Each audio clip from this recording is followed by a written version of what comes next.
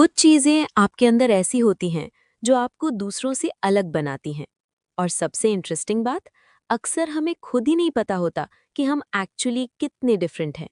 हम कंपैरिजन में बिजी रहते हैं और अपनी यूनिकनेस नोटिस ही नहीं करते। तो आज बात करते हैं उन 7 साइकोलॉजिकल ट्रेट्स की जो आपको क्वाइटली यूनिक बनाते हैं। 1. आपका रिएक्शन पैटर्न। लाइफ सबको सेम सिचुएशंस देती है। इंसल्ट, रिजेक्शन, फेलियर सबके लाइफ में आता है। पर डिफरेंस होता है रिएक्शन में।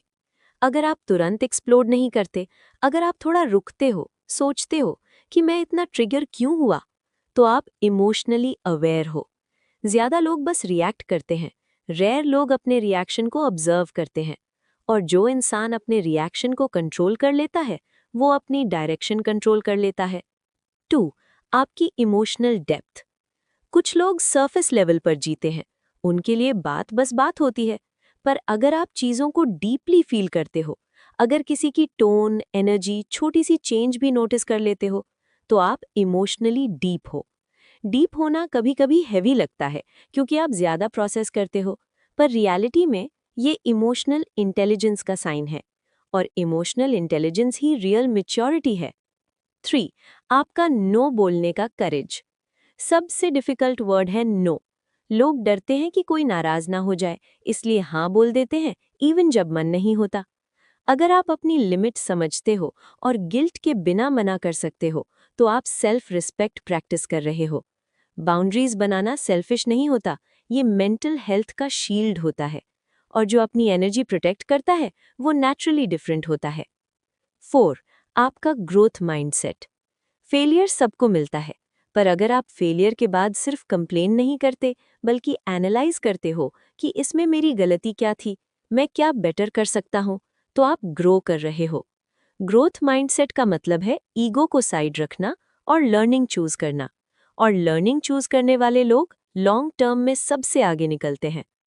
तो 5th ट्रेट बताने से पहले वीडियो के एंड में जरूर बताना इनमें से कितने ट्रेट्स आप में हैं। 5. आपका साइलेंस।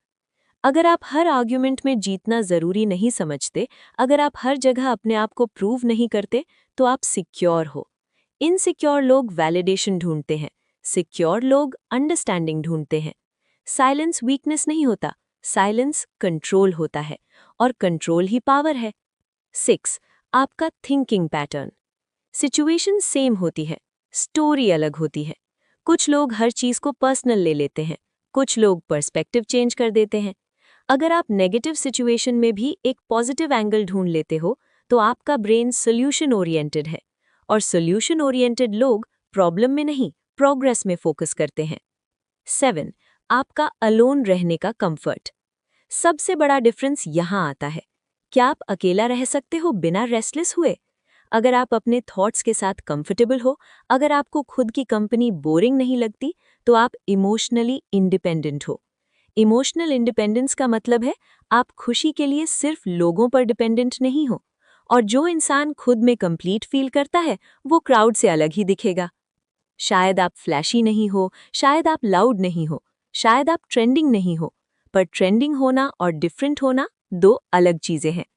डिफरेंस अंदर होता है, कैरेक्टर में होता है, थिंकिंग में होता है। इसलिए कंपैरिजन छोड़ दो। हो सकता है आप नॉर्मल नहीं, आप क्वाइटली रेयर हो।